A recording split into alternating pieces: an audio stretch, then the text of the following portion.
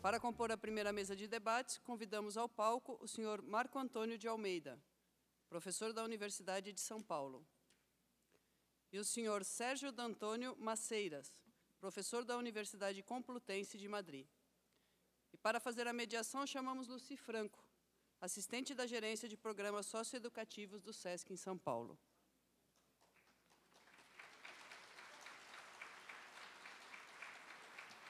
Bom, desculpem, bom dia a todos e a todas. Para iniciar, então, essa primeira mesa desse nosso encontro, eu tenho aqui o prazer de apresentar o nosso palestrante Sérgio D'Antônio Maceiras, que é professor do Departamento de Filosofia do Direito Moral e Política 2 da Universidade Complutense de Madrid, licenciado em Sociologia, mestre em Análise Sociocultural do Conhecimento e da Comunicação, participa em projetos de inovação docente e educativa, é editor da revista Tecnocultura e secretário da revista Política e Sociedade. Desenvolve atualmente sua tese sobre a história das revistas científicas e seu papel no espaço acadêmico de construção de conhecimentos. O Sérgio vai nos falar, então, sobre a gestão cultural como gestão de aprendizagens contraculturais. É com prazer que eu te passo a palavra. Você tem 30 minutos, Sérgio. Obrigada. Bom dia, muito obrigado. Olá. Muito bom dia, muito obrigado. Bom dia. ¿Puedo hablar en castellano? Bien. Voy a intentar hablar despacio en castellano. Eu vou tentar falar espanhol devagar. Castelhano é o único idioma que eu sei falar. Mas vocês têm a apresentação em 3 idiomas.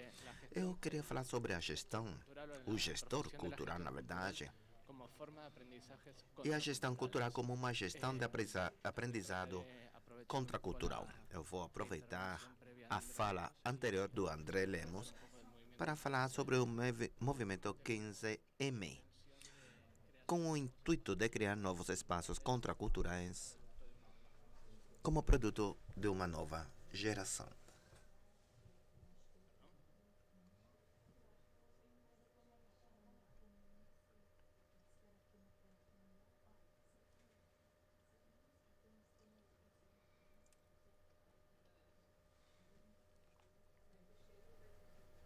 Una de las primeras cosas que quiero hablar en esta presentación.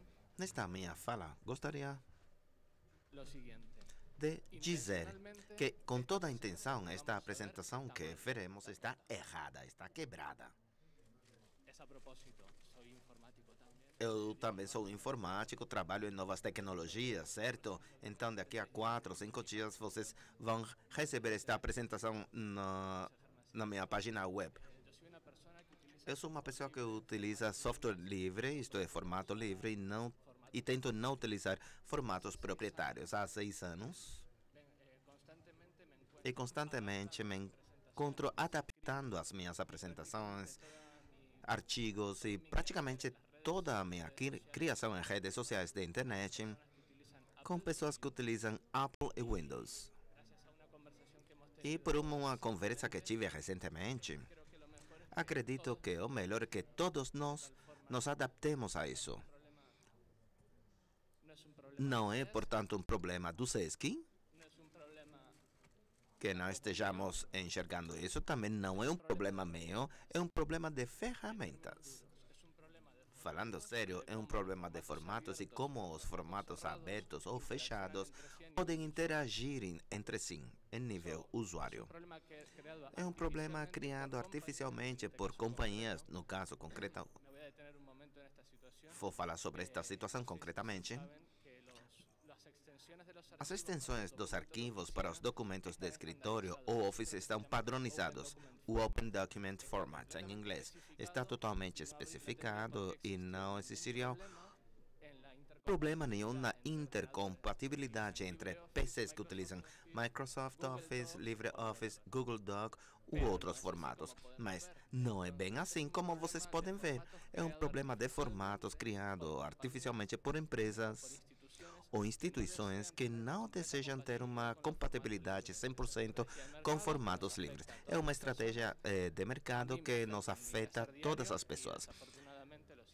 Infelizmente, sinto muito, é uma espécie de performance e agora vocês também são atingidos por isso. O que estou colocando aqui em diferentes idiomas, efetivamente, saber que se eu utilizar Google Docs, Microsoft, Impress, Jesse, programação FVG, JavaScript, etc., não teríamos esse problema. No entanto, também gostaria de destacar ao longo desta apresentação que existem problemas concretos, principalmente o problema colocado pela nuvem. O problema de que toda a nossa informação não esteja mais no nosso HD sem informação sobre esses temas. Isso coloca um problema importante. Vou falar sobre questões, improvisando um pouco. Mas eu poderia perguntar, levante a mão, quem utiliza Linux? E quem usa Apple? Uau, 2 vezes. Windows? Tudo bem. O problema que estamos enfrentando todos é o seguinte: a evolução concreta e real que teve a internet para que possamos interagir entre nós não aconteceu como acontece em nível de servidor através de sistemas operacionais e protocolos padronizados de comunicação, mas que nos últimos anos, e agora falaremos sobre isso, a forma que existe entre Linux, Apple, Windows, Google, etc., é interagir através da comunicação com terceiros. Através da colocação sistemática de dados nessas plataformas de serviços para que nos comuniquemos entre nós. A boa The cloud is wonderful. Uma das questões que devemos colocar é por que as grandes companhias, os grandes conglomerados, estabelecem padrões e protocolos de interoperabilidade entre sistemas operacionais quando nós, enquanto usuários finais dos dispositivos, não temos essa possibilidade. Eles dizem uma questão técnica, complicada,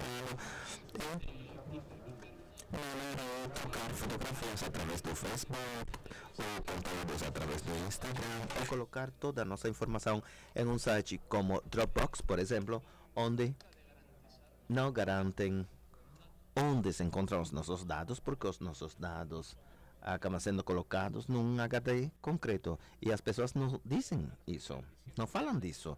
Eles não falam sobre a infraestrutura, como é gerenciada e o que podem eles fazer com os nossos dados quando a informação se perca.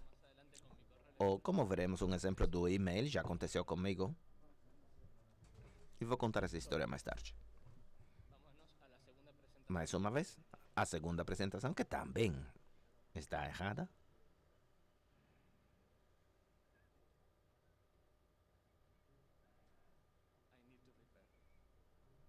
Ele tem que fazer o reparo. Muito bem.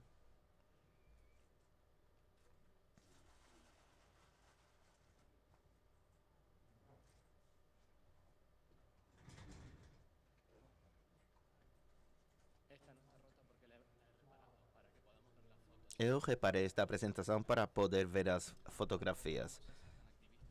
Não vamos ser tão ativistas também, certo? Voltando ao tema da tecnologia, acredito, e a forma que eu acredito realmente mesmo, eu acho que a análise realizada normalmente das redes de internet e como enxergamos a internet como sendo algo isolado e sendo a rede tudo, e tem a ver com o que disse o André Lemos. Existe uma forma de enxergar a rede sem necessidade de diferenciar artificialmente entre espaço real e virtual. O que é a rede da internet? O que não é a rede da internet? Qual a nossa personalidade? Se temos um perfil de Facebook ou não, etc. Nesse sentido, gostaria de falar sobre 3 formas diferentes de modelos de centros culturais que existem em Madrid. É a realidade que conheço, não é que seja a única realidade, melhor ou pior, é a realidade que eu conheço. Madrid e ver como, através da interação no nosso dia a dia, das redes e da internet, é ultrapassada, extrapolada na ação diária. Veremos 3 centros culturais com 3 níveis de institucionalização diferentes que habilitam 3 discursos relativamente diferentes e 3 formalizações também diferentes. Vamos lá? O primeiro exemplo é o Media Lab Prado. Media Lab Prado é um espaço de Media Art e Video Art, onde são fomentadas ações e práticas, não apenas como ativistas, mas também artístico. Engraçado, o Marcos vai falar sobre isso depois. E também vou falar sobre a pós-graduação também.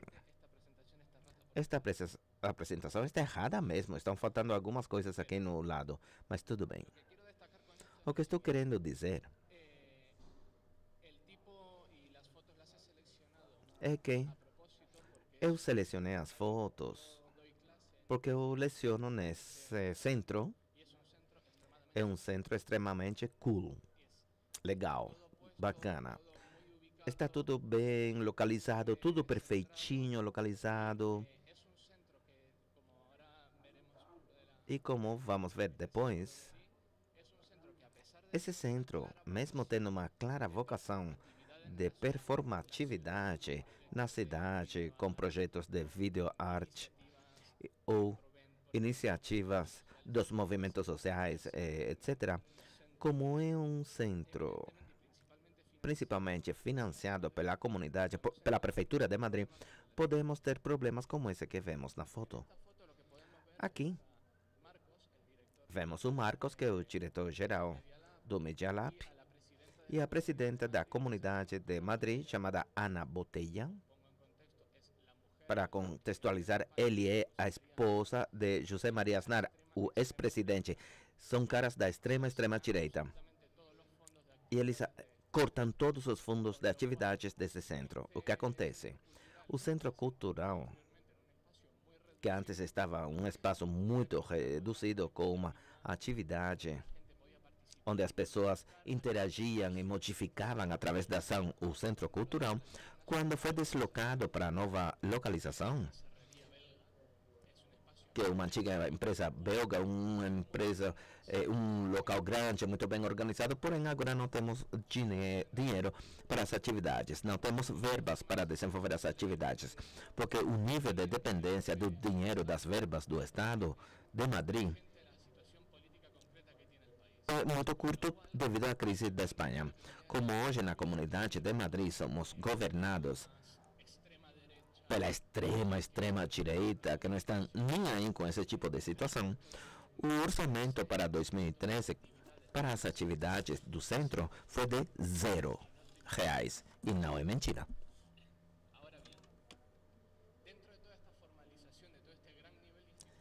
No contexto desta institucionalização, podemos ver exemplos como, por exemplo,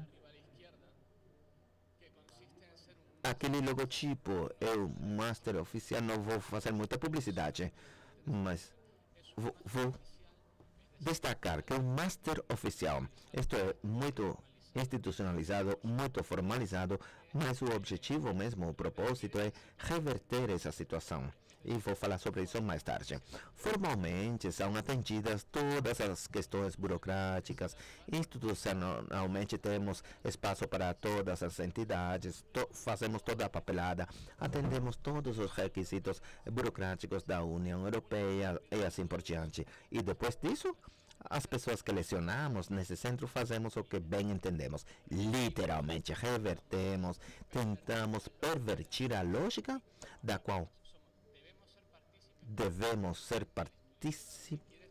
participar para que os estudantes que desejem estudar uma coisa diferente do mainstream tenham uma função para a formação educacional. Eu acho que é uma constante em toda a escola e em todos os países onde, se você precisa acessar a diferentes temas de pós-educação, etc., você precisa de um título. Por isso devemos atuar, na nossa opinião, essa é a ideia da minha apresentação, enquanto gestores culturais, é subverter, reverter essa extrema e crescente necessidade de papelada, papelada e papelada que certifiquem que sabemos ou que conhecemos de alguma coisa. Quando, na verdade, o papel não certifica nada, absolutamente nada.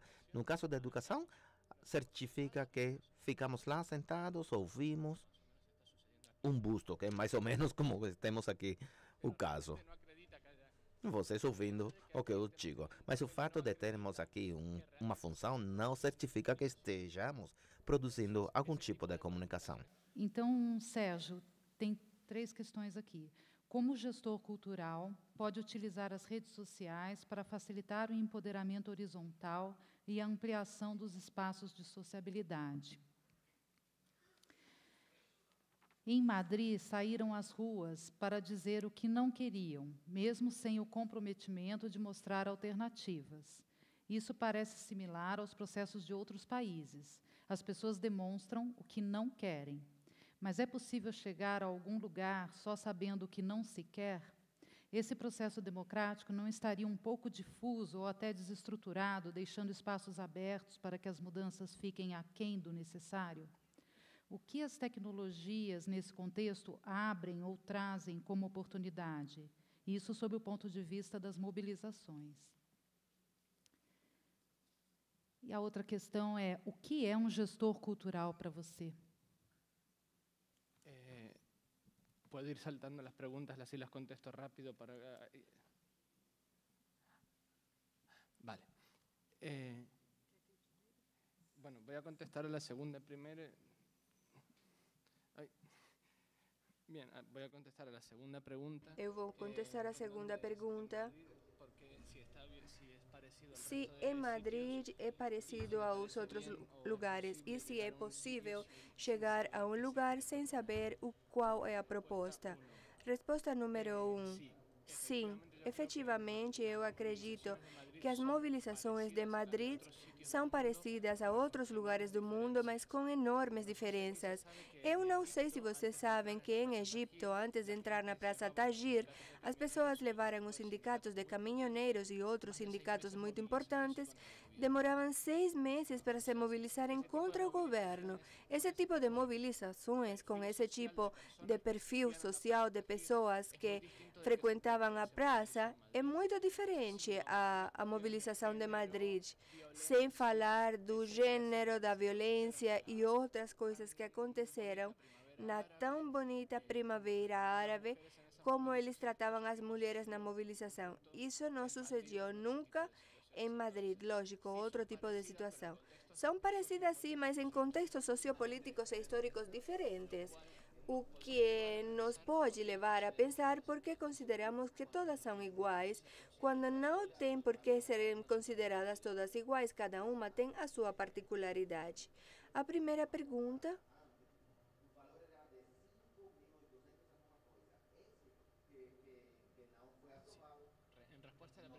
Em resposta à primeira pergunta, sim. É isso.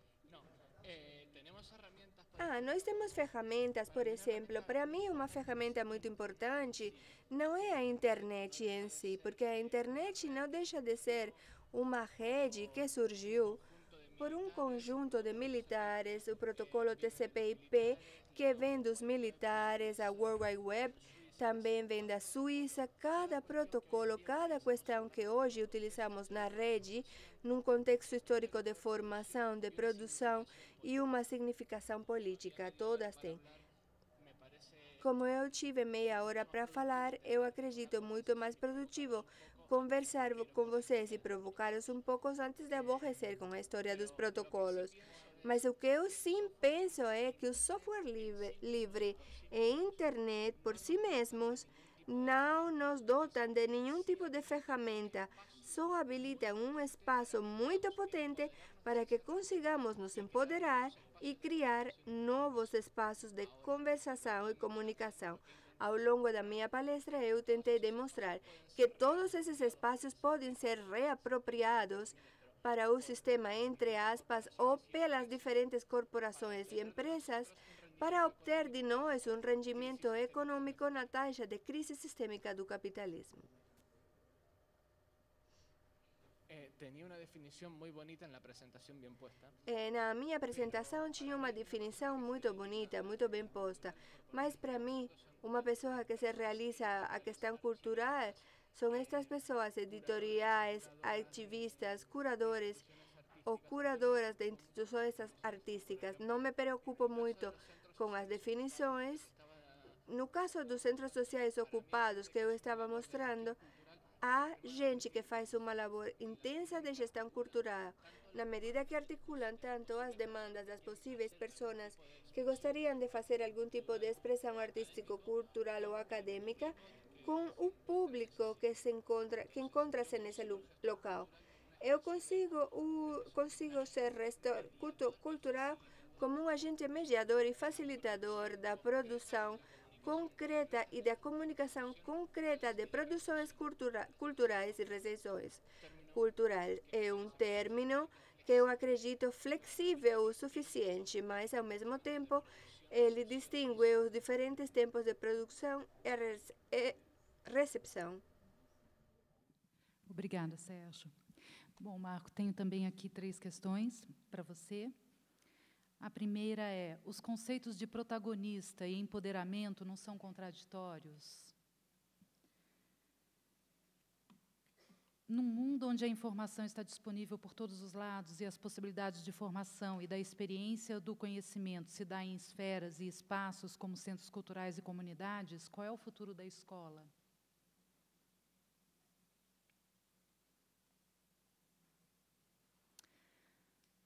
Como você percebe o reposicionamento dos Estados diante da apropriação dos recursos tecnológicos por práticas, movimentos emancipatórios ou tidos como subversivos?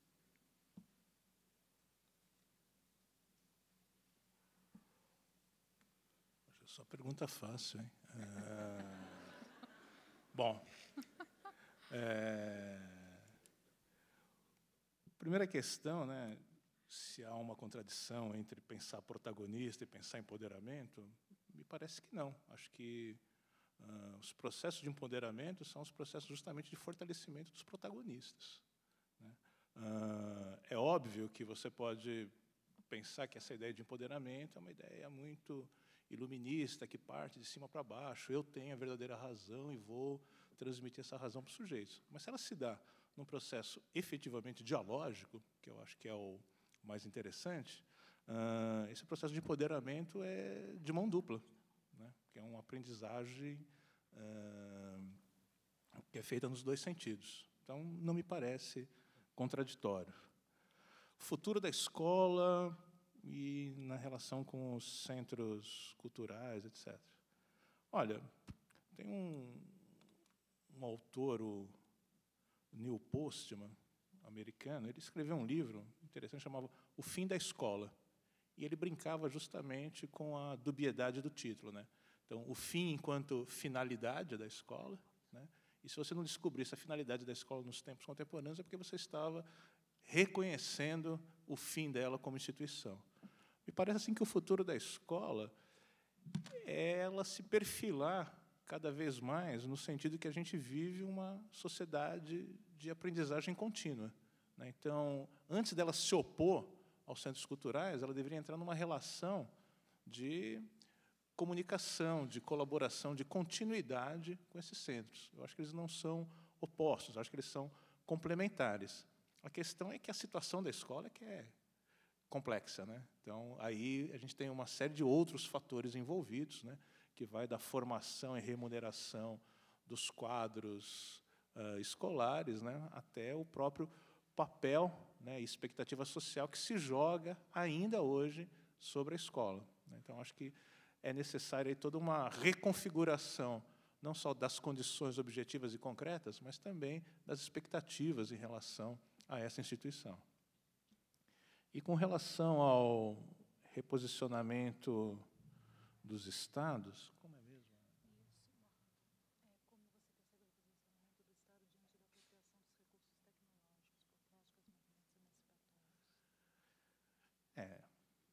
aí realmente a luta de classes continua, né? Acho que ainda não foi abolida. O que a gente percebe é que você tem uma quantidade de atores que, historicamente, assumiram papéis estratégicos aí na organização do poder e que não querem abrir mão, né, dessas posições. O que a gente percebe é, de um lado, uma série de tratativas econômicas concretas relacionadas ao acesso e ao controle dos recursos naturais, né, e o mesmo se passando também no âmbito da internet, né? Então, desde questões relacionadas à propriedade intelectual, né, ao controle de circulação dos conteúdos, né, até travas tecnológicas que, na verdade, não vão possibilitar, né, que os sujeitos, né, continuem fazendo uma série de coisas.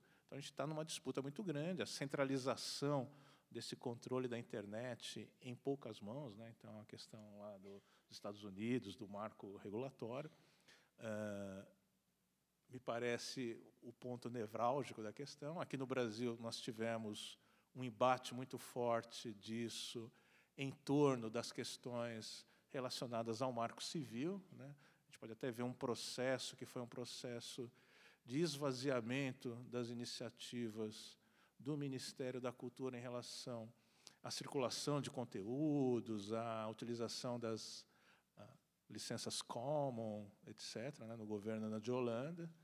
Houve todo um embate em torno dessas questões, que desagou na discussão do marco civil, mas o que a gente está percebendo agora é que a disputa está se orientando numa outra direção, né, numa direção que a gente pode chamar até que é uma direção um pouco invisível, né, que o André Lemos comentou um pouco antes, né, que é essa das travas tecnológicas, né, do controle que é possibilitado pelos softwares, né, pelo controle das redes, que vai fazer com que algumas das dinâmicas que a gente percebe hoje na internet, dinâmicas emancipatórias comunicativas, estejam assim sob um fogo cerrado e possam vir a, inclusive, ser excluídas. Agradecer também ao Marco Antônio aqui pelas respostas. Lamento que, infelizmente, o nosso tempo se esgotou, mas, como disse meu colega, acredito que as questões elas acabam retornando de algum outro modo. Então, muito obrigada a todos, obrigada ao Sérgio mais uma vez pela sua presença, por estar conosco, e obrigada ao Marco Antônio também por essa colaboração. Obrigada a todos e a gente volta às 14.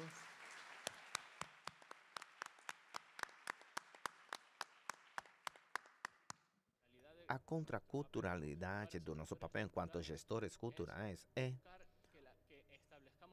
buscar estabelecer níveis de comunicação reais com as pessoas com as quais trabalhamos. Um outro centro cultural muito semelhante ao Media Lab Prado é o Matadero de Madrid, ou Abatedouro Madrid. É um centro muito bonito, belo, enorme. As fotos não são por acaso. Estou tentando mostrar com essas fotos é que a Espanha é um país que está numa grande crise desde 2008, uma crise econômica, social, de representatividade, onde praticamente não existe dinheiro para a cultura. E esse centro foi aberto a 2 quilômetros do Media Lab Prado, do nosso centro, onde temos toda uma grande capacidade, infraestrutura, serviços, e sem dinheiro. Essa foto é um cinema, não sei se dá para ver, coberto por uma cesta de vime. É muito bonito e caro e necessário em um contexto de crise como hoje, na minha opinião. Mesma coisa, as máquinas das colheitadeiras. Temos toda uma exposição de mídia para colocar o alicerce de uma mais do que provável de uma gestão cultural para a qual não existe dinheiro. Esses centros, eu moro bem aqui, bem pertinho, 100 metros aqui do Matadouro. As pessoas vão lá passear simplesmente. Não usam a instalação, não usam o equipamento. Eles não se enriquecem culturalmente, nos termos mais clássicos. Eles não se enriquecem culturalmente porque existe um centro de pessoas mais idosas e de segunda a sexta você vê essas pessoas idosas passeando lá pelo matadouro. Por esses lugares. São caixas vazias, sem conteúdo.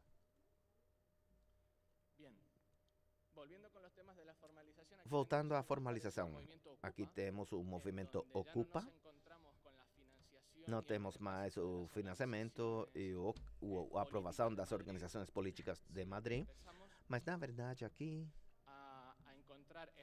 vemos espaços ocupados pelas pessoas, pelo movimento. E aqui, concretamente, o que aconteceu?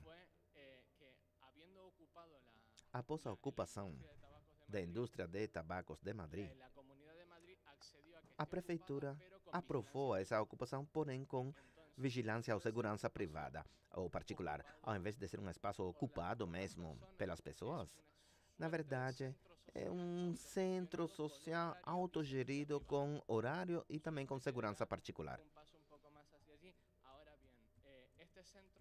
O centro, embora conserve algum tipo de institucionalização, porque tem um horário, regras, normas de convivência, as pessoas se apropriam desses espaços e seus usos. O uso do espaço, contrariamente ao Media Lab e o Matadouro, são decididos pela Assembleia das pessoas. Então, temos muitos conflitos, brigas, mas também espaços onde essas tensões são resolvidas. Existem várias explosões criativas totalmente inesperadas. Você pode encontrar, por exemplo, um desfile de moda nesse espaço e também, no próximo espaço, você pode ter um rave. Tudo junto, ao mesmo tempo. E as pessoas conseguem conviver, as pessoas aprendem a conviver assim. E quando, de repente, alguém tem algum tipo de problema em termos de socialização, porque existe uma comunidade muçulmana muito importante nesse bairro, lembra? Existe uma comunidade muçulmana muito importante, então existem tensões de gênero, por exemplo. Essas tensões são importantes, porque existem coletivos feministas que intervêm aqui. Então, são espaços onde vários coletivos, sem tensão, podem interagir e socializar e aprendem a conviver, buscando essas mesmas coletividades, as ferramentas de convivência. Isto é, nesse centro, ninguém fala para ninguém o que fazer, o que não pode fazer, o que está certo ou errado para gerir a cultura desses espaços. Logicamente, eles recebem críticas, etc. Mas o que eu queria frisar é a diferença em termos de formalização que podemos encontrar nesses centros. E por último, falar sobre os centros ocupados. Em Madrid, existe um movimento de centros realmente ocupados, onde a polícia e as autoridades tentam despejar as pessoas e existem as consequentes tensões, atritos com os cidadãos, os bairros, etc. A polícia também. Uma coisa importante, não sei se acontece aqui em São Paulo, mas em Madrid há 2 semanas, um grupo da extrema-direita, neonazi mesmo, ocupou um prédio utilizando as mesmas estratégias de mobilização da extrema-esquerda, isto é, do movimento Ocupa. Assim, se reapropriando dessa significação cultural, esse grupo de neonazis favorecia os vizinhos do bairro, porque esse bairro existem grandes conflitos com imigrantes e no momento da ocupação eles fizeram o quê? Montaram um banco, uma banca de alimentos, dizendo primeiro os espanhóis. Assim, usando esse tipo de discurso e ferramentas, eles, na verdade, buscavam cooptar e polarizar esse bairro, onde existem, logicamente, muitos eleitores da extrema-direita também. É muito interessante, porque diferentes espaços de institucionalização e formalização nos levam a discursos radicalmente opostos. E já para concluir, esta ideia. A última gráfica é de Lorea, que é um cemitério de redes sociais livres. Quando falamos de redes sociais, nós apenas existe Twitter, Facebook, Badu e coisas do tipo, todas essas. Instagram, está certo, claro. Mas também existem redes sociais livres, como por exemplo do coletivo HiSlap, desse coletivo que também funciona como instrumentos, ferramentas de conexão, compartilhar e para gerar conteúdos sociais sem necessidade de se submeter à lógica do mercado neoliberal, onde os nossos dados são explorados para manter os PCs funcionando. Estou falando isso porque alguém já fez uma pesquisa em Facebook? Pode levantar a mão. Quem fez uma pesquisa em Facebook? Alguém sabe como, através de um aplicativo em Facebook, obter os dados privados das pessoas? Mais ninguém? Só você? Então, vou falar um pouquinho sobre isso. Não sei se você sabe, mas cada vez que vocês aceitam uma permissão do Facebook, vamos supor que agora eu vou criar um aplicativo para esta palestra.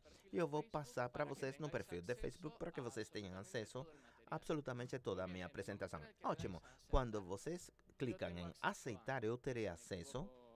E se eu estiver errado, me retificar.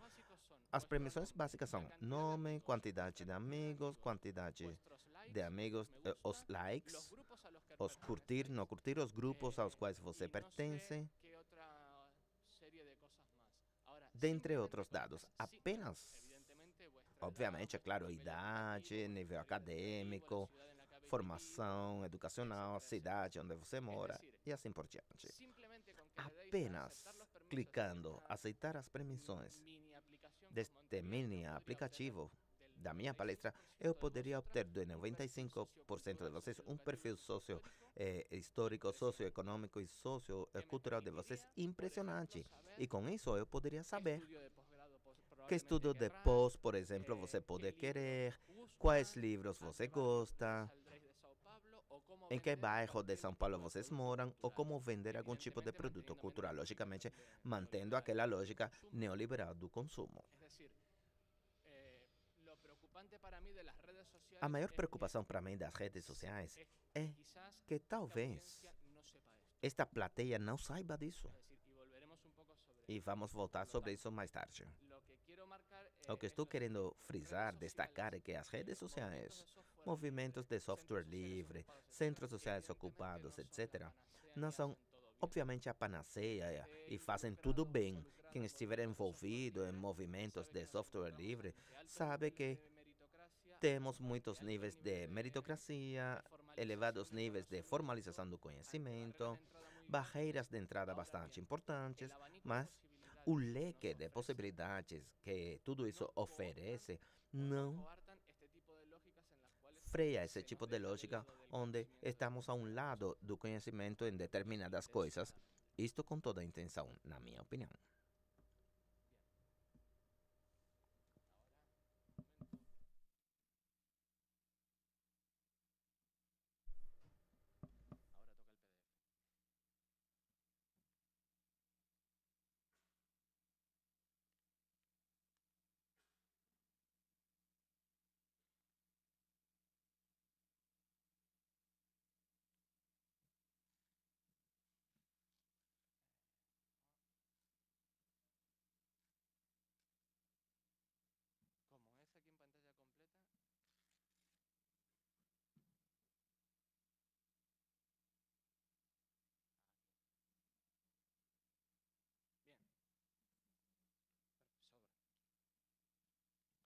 Bien, finalmente lo que os quiero decir, lo que os quería más remarcar.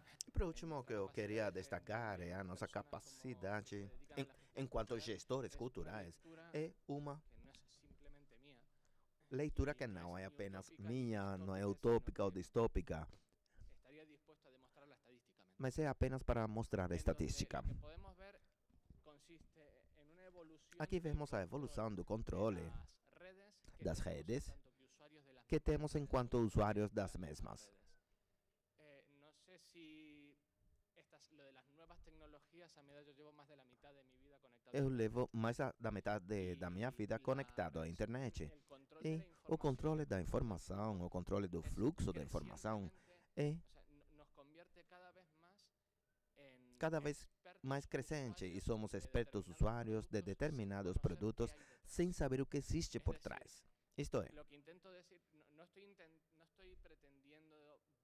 não pretendo voltar àquela base da época dos anos 90, falar que o tempo passado foi melhor. Não, estou apenas constatando um fato, através do qual, e cada vez mais, não sabemos o que estamos usando.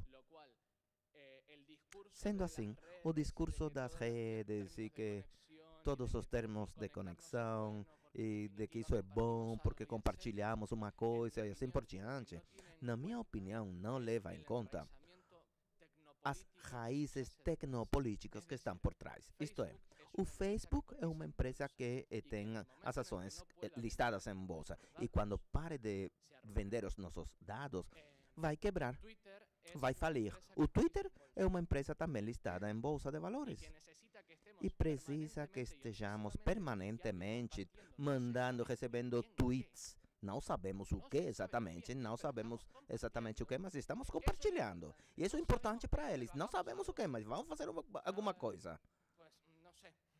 Sei lá. Então, vamos pensar um pouquinho nesta frase aplicada a outro ambiente da nossa vida. Não sei para onde vou. Eu vou andar simplesmente, sistematicamente. Existe uma cena de Forrest Gump, do filme, sobre isso, certo? O que estou tentando refletir, sem buscar caixas vazias, não. Não devemos perseguir um conceito para depois enchê-lo de conteúdo. Vamos ter primeiro um conteúdo, vamos refletir, depois vamos buscar o conceito. Progressivamente, não sabemos o que estamos usando e acredito sinceramente que a nossa função, enquanto gestores culturais, deve ser frequentemente não proibir os nossos estudantes de usar o Facebook, ou o Twitter, ou o WhatsApp. Eu não proíbo o uso das redes sociais aos meus estudantes. Eu não estou nem aí. Porque eu vou perguntar na prova e se estavam trocando mensagens no WhatsApp, se perderam a conversa, se aprenderam menos. E se têm a capacidade de enviar um WhatsApp enquanto me ouvem, enquanto escrevem e também aprovam um exame, ótimo. Eu não vejo problema nisso, sinceramente. Agora, o que eu gostaria sim colocar como espaço para reflexão é o seguinte: por que sistematicamente é bom ou ruim perder o controle? Que não tenhamos o controle, que não saibamos sobre o que compartilhamos. Porque, sinceramente, eu acho que esse é o problema. E muitas vezes, e desculpe, já para concluir, é um problema que eu penso que é de geração. Não sei se você está no 15M, mas é um problema generacional em termos de que sempre nos pedem alternativas. Quando surge o 15M e as pessoas vão para a rua, porque 10 pessoas foram para a cadeia, e as pessoas se mobilizam através das redes sociais, as pessoas saem para gritar e não para propor nada. Literalmente. As pessoas que estávamos na rua, nas praças de Madrid, ocupando as praças, queríamos apenas gritar, não apresentar propostas ou mudar, queríamos dizer apenas, chega, estamos cansados. Queremos mostrar a vocês que o sistema de vocês não é válido. E essa é uma forma também de empoderamento. Por que buscar alternativas? Desde 15M, enquanto movimento, todas as pessoas que escreveram dizendo que nós, as pessoas de 30 ou menos, 40 ou menos, precisamos apresentar alternativas ou propostas, são pessoas mais idosas. Ninguém com 20 ou 30 anos exigiu de nós, coletivamente, como geração, que coloquemos alguma alternativa. Então, voltando ao tema que nos interessa, o que deveríamos fazer, o que deveríamos buscar é apenas ter o controle, saber o uso, e para isso não precisamos apresentar alternativas. Com as existentes, podemos fazer um melhor uso de todas as ferramentas para termos uma sociedade melhor. Muito obrigado.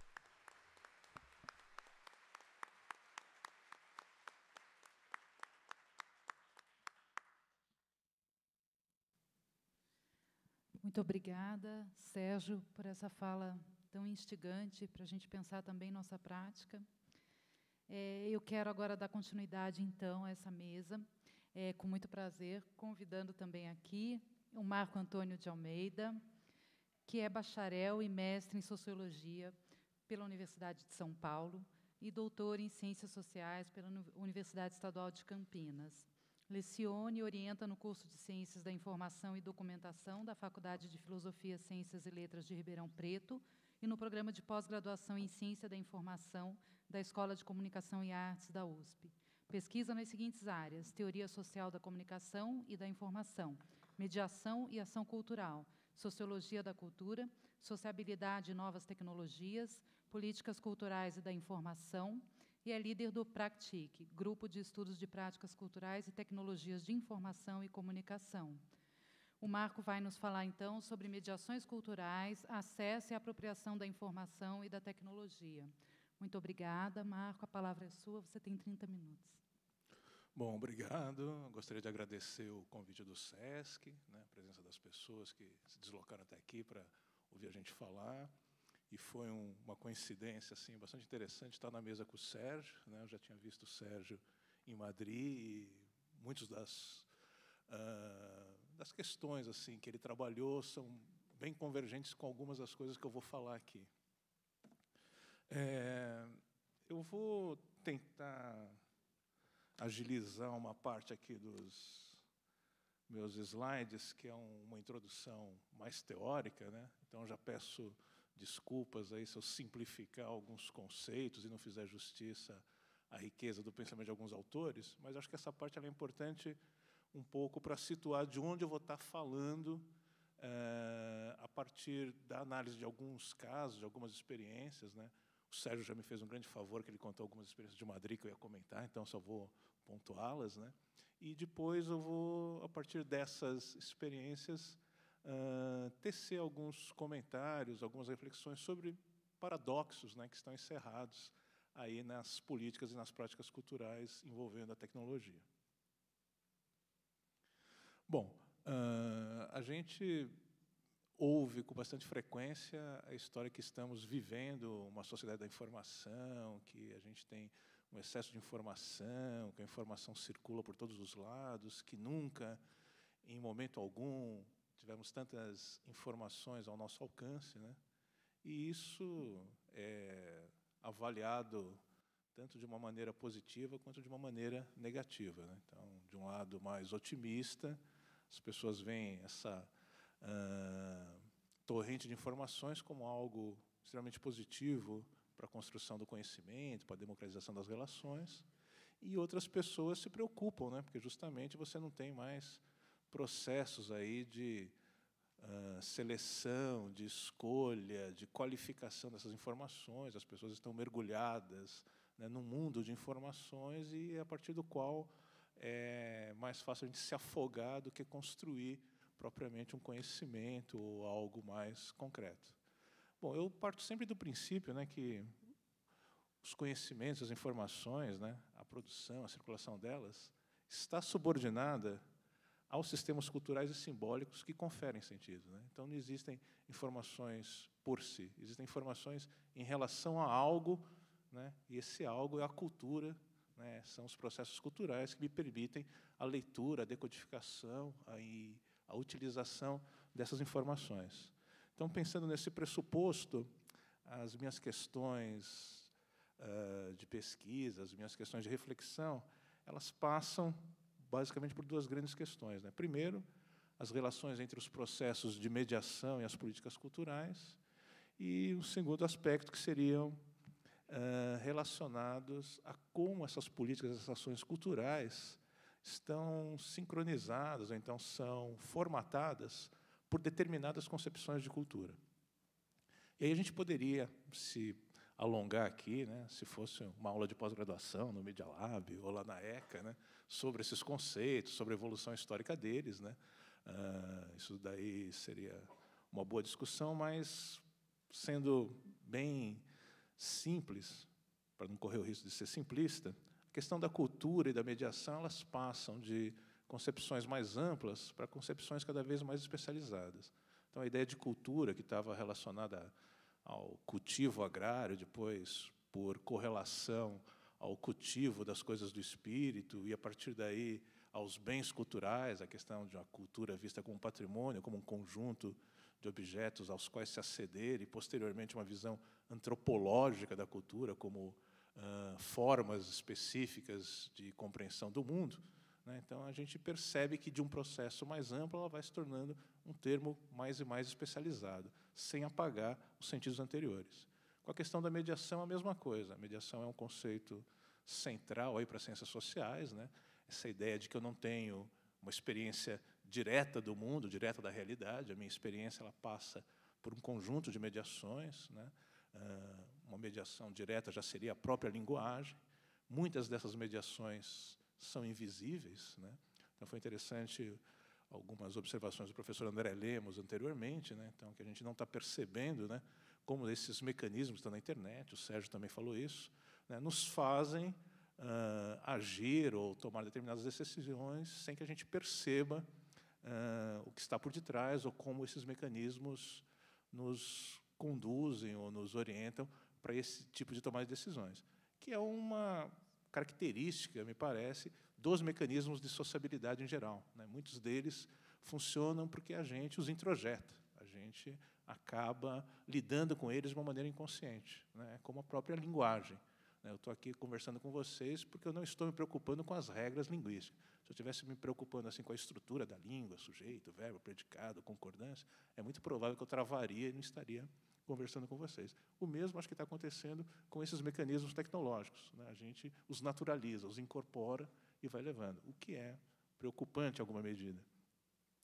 Bom, continuando aí, a gente tem uma série de elementos que já foram discutidos por vários autores, né? Um autor que eu particularmente gosto é o Stuart Hall, e ele levanta alguns pontos que fazem com que a questão da cultura tenha atingido uma centralidade, digamos, estratégica, e não só estratégica, mas também dinâmica no mundo contemporâneo, que permite que a gente compreenda uma série de outras dimensões da vida social às quais ela está ligada. Então, a ascensão dos novos domínios, instituições e tecnologias associadas às indústrias culturais, a cultura vista como força de mudança social a partir dos influxos da globalização, as modificações técnico-culturais pelas quais passou a esfera do cotidiano e a importância que se passou a atribuir à cultura na formação de identidades individuais e sociais, né? É um aspecto que tem lados positivos e lados negativos, né? A gente pode pensar na questão dos fundamentalismos identitários, religiosos, étnicos, né? Mas que são, no conjunto, elementos que explicam um pouco a importância cada vez maior que se atribui aos processos culturais do mundo contemporâneo. Então, essa centralidade da cultura, ela acaba levando a um incremento aí dos processos de regulação de um setor que é cada vez mais estratégico. E, numa primeira definição, portanto, do que seria política cultural, seria esse conjunto de mediações, né, que visam regular a cultura, buscando produzir determinados efeitos nos indivíduos e nos grupos, exercendo-se no âmbito do Estado ou fora dele, né? E aí a gente também entraria numa outra discussão, que seria bastante longa, sobre a própria definição do que é Estado hoje, né? De novas configurações do papel do Estado, né? E dos agentes, né, que compõem o Estado ou que se articulam com ele como parceiros. Então, pensar em políticas culturais hoje é pensar em um conjunto dinâmico que envolve governos, organizações não governamentais, associações, instituições culturais, empresas, gestores, técnicos, artistas, usuários, né? Cada ação, cada política vai demandar aí as articulações entre esses vários atores. Então, as políticas culturais, as ações culturais, elas se constituem num campo, né, um campo relacional de disputas, de alianças, né, que vai se construindo, vai se configurando, né, a partir de contextos específicos, de conjunturas próprias, né, e em escalas diversas, né, em escalas locais, regionais, nacionais e mesmo globais, né? Então, é muito difícil a gente pensar em circunscrever esses processos. um pouco também na perspectiva do que o professor André Lemos falou aqui um pouco mais cedo, né? Então, ele é uma estrutura, mas é uma estrutura que também é um processo estruturante. É uma coisa que está sempre dinâmica, sempre mudando de configuração e de cara a partir do olhar que a gente lança, né, sobre esses processos e a partir da própria mudança temporal que esses processos vão sofrendo. Agora, a minha perspectiva para olhar para esses processos, né, parte de alguns pontos, né? O primeiro, que acho que é muito ancorado, é muito relacionado ao que um filósofo alemão chamado Jürgen Habermas fala, é relacionado à constituição e autonomia dos sujeitos, né? Uma autonomia que se constitui no espaço público, né, a partir de uma competência comunicativa, né, e essa competência comunicativa, né, essa ação dialógica é que possibilita a construção de autonomia. Então, os atores desse processo eles são vistos como portadores de processos de aprendizado. E acho que isso é um tópico importante, né? Acho que o Sérgio falou da importância da questão da comunicação, né? Então, aqui a questão da conversação e da comunicação ocupa, né, um papel central aí nessa perspectiva do Habermas. Eu acho que, para avaliar e para refletir sobre as políticas culturais, também é um ponto importante.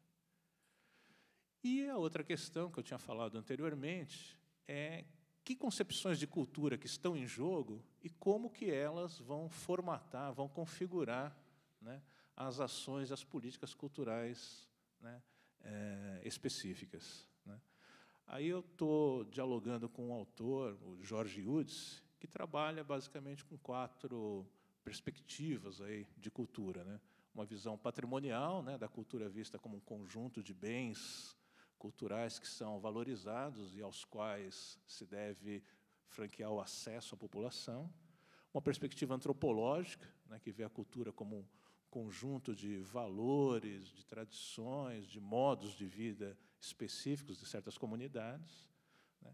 A cultura como uma questão sociológica, ou seja, uma questão de diferenciação, né, uma questão que se relaciona, portanto, ao acesso dos bens, dos produtos culturais, numa sociedade de classes.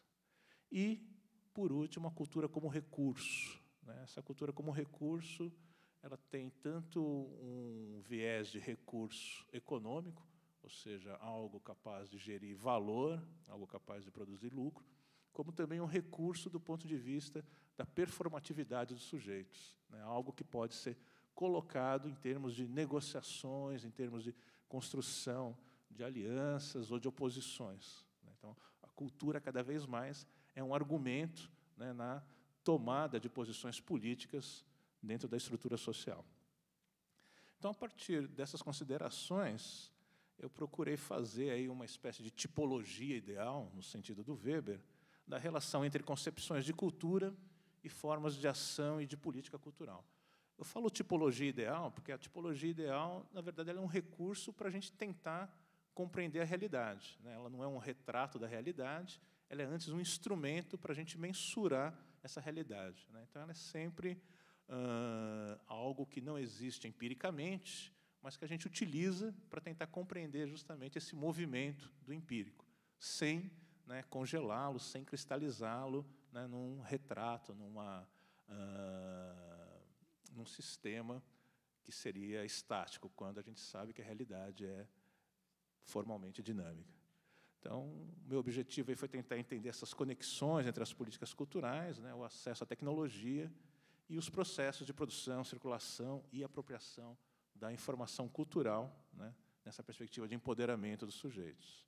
Então, aí eu dei conta da minha parte mais ou menos teórica para entrar no que interessa mesmo, né. Então, esse quadro aí, ele procura, a partir do sentido, né, atribuído ao conceito de cultura, mapear em que medida as políticas, as ações culturais, elas estariam mais próximas de um polo ou de um âmbito de ação emancipatório, de empoderamento dos sujeitos, ou no âmbito mais propriamente de uma ação capitalista estrito sensu. Sempre lembrando que esses 2 polos são polos ideais, né? Eles não se concretizam absolutamente como tal na realidade empírica, né? mas os processos e as práticas, eles tendem mais para um lado do que para o outro. Então, a minha tomada de princípio aí é sempre por essa coluna aí do âmbito de ação emancipatório, né? Então, o processo de valorização, de tentativa de compreender e de contribuir para essas políticas e ações culturais é sempre nesse sentido aí. Então, aí estão os sentidos aí, então, antropológico, sociológico, patrimonial, como recurso socioeconômico, e as ações, né, exemplos de ações que poderiam se dar em cada um desses âmbitos. Bom, uma outra coisa que é importante também marcar é que a ideia de tecnologia, aí, de redes sociotécnicas, ela é pensada na perspectiva de que são artefatos culturais, né?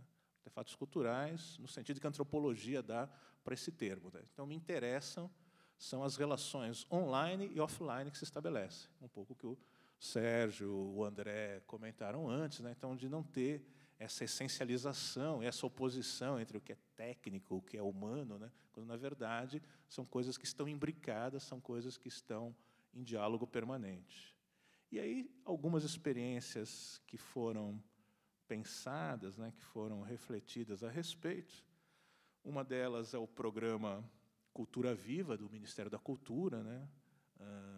Vem desde o primeiro governo do presidente Lula, né? Na época, o ministro era o Gilberto Gil, posteriormente, o Juca Ferreira deu continuidade a esse trabalho, né? E é um foco bastante interessante de reflexão, porque marcou uma inflexão nas políticas culturais que se desenvolviam até então. Eu vou ler um trecho aqui, porque acho que fica mais claro.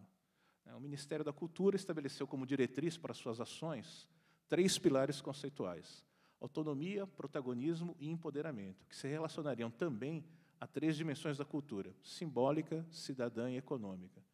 A proposta dos pontos de cultura seguia essa filosofia e invertia a lógica de atuação do Estado. Em vez de levar ações culturais prontas para as comunidades, são essas que definem as práticas que desejam fortalecer, com reconhecimento e apoio do governo. Esta ação se concretiza no apoio a projetos de espaços culturais, denominados pontos de cultura, selecionados por editais públicos ou em parcerias com estados, municípios e redes dos pontos. Sem exigência de um modelo único de atividades, programação ou instalações físicas, os pontos de cultura têm em comum, desde seu lançamento, além da gestão compartilhada entre poder público e comunidade, a presença em diversos deles de um estúdio digital multimídia. Então, a gente vê assim, alguns elementos que me parecem importantes, né? A questão do empoderamento das comunidades, né? A questão de uma gestão compartilhada do bem público, né? Um processo de acesso e apropriação da tecnologia, né? Então, tudo isso daí eu acho que é bastante meritório nessa proposta de política cultural, o que não ocorreu sem problemas que eu vou mencionar um pouco mais à frente. As outras experiências seriam as dos centros culturais em Madrid, né? Eu tinha pensado no Media Lab, né? O Sérgio já fez alguns comentários a respeito, e especificamente no Centro Cultural Matadeiro existe um espaço lá chamado Casa del Lector, que é um espaço voltado para a promoção, né, e para ações relacionadas ao livro e à leitura. O que me chamou a atenção na Casa do Leitor é que eles optaram justamente por trabalhar com novos suportes de leitura. Então, eles fazem toda uma política voltada, né, para a disponibilização de textos em tablets, empréstimos de tablets, e, ao mesmo tempo, sem perder de vista ações tradicionais que já eram desenvolvidas no âmbito do livro impresso, como os clubes de leitura, os encontros presenciais. Então, é uma combinação de mediações culturais com novas tecnologias bastante interessante, que trouxe uma série de questões do ponto de vista da relação com os usuários, né, com esse público que vai até lá, e também com uma requalificação e com uma nova missão para os próprios funcionários, né, para os próprios mediadores culturais que atuam nesse centro. Isso daí também gerou alguns problemas, algumas questões que eu vou apontar aí mais para frente. E o terceiro ponto, né, a terceira experiência, é o conjunto de bibliotecas públicas de Medellín, né? Medellín, na Colômbia, durante muitos anos, teve uma fama bastante triste, né, mundialmente associada ao narcotráfico, né, mas de uns anos para cá vem vivenciando uma série de experiências inovadoras, né, entre elas a rede de bibliotecas públicas, né, que são bibliotecas públicas que se caracterizam muito mais por serem centros multimídia, né, então em todos eles há a presença de recursos de informática, mas também de recursos audiovisuais, né, e funcionam muito mais como uma rede de centros culturais do que num modelo de bibliotecas tradicionais, né. Foi uma experiência bastante exitosa, mas que também levanta algumas questões aí que eu gostaria de pontuar. É uma pena que não dá para falar tão detalhadamente de cada uma dessas experiências, porque elas são bastante ricas. Então, só indo para as considerações finais em relação a esses pontos aqui levantados, né? Então, o primeiro aspecto problemático, né? Então, a heterogeneidade das comunidades e a capacidade de gerenciamento e proposição delas. À medida que você trabalha com propostas de parceria, você conta com determinadas competências e habilidades, né, dos parceiros que não necessariamente se concretizam na realidade.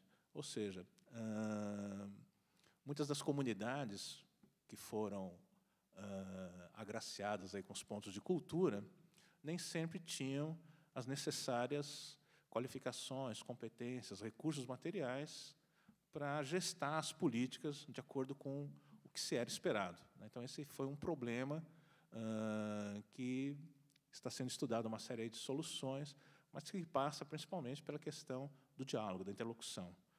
Um desses problemas está relacionado justamente com lógicas diversas que entram aí em contato. Então, uma lógica da burocracia versus uma lógica da comunidade.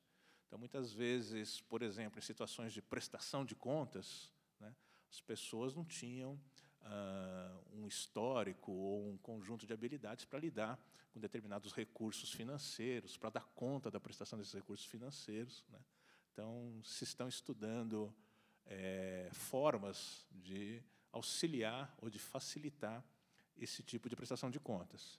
E, muitas vezes, a lógica da burocracia impede, né, que os projetos culturais avancem, porque justamente querem impor, né, um modelo, um padrão, ou um enquadramento que não é aquele que interessa ou que vá satisfazer os anseios das comunidades. Um outro ponto que é bastante complexo é a ausência ou insuficiência de políticas de capacitação, né? Um dos aspectos que me parece bastante forte da experiência do Media Lab é justamente esse aspecto de capacitação que eles desenvolveram lá, né? Então, essa coisa de possibilitar que os sujeitos se apropriassem das tecnologias, e que foi um aspecto falho em muitas das políticas aqui mencionadas. Então, no caso do Cultura Viva, né, então a ideia era trabalhar com software livre, com Linux, mas muitas das pessoas, inclusive as pessoas responsáveis pela implementação das políticas, não tinham intimidade com esse tipo de software, né? Então, o que a gente percebeu em alguns casos, né, em algumas experiências concretas que a gente analisou, é que houve uma apropriação negociada da tecnologia, um pouco na ideia de um pensador francês, o Michel de Certeau, né, no sentido assim de estratégias e táticas. Então, você faz um pouco as coisas no velho jeitinho brasileiro. Então, não tem gente que saiba lidar com Linux, a gente migra para o Windows, arruma uma cópia pirata, arruma alguém que faça uma gambiarra para a gente dar um jeito no sistema.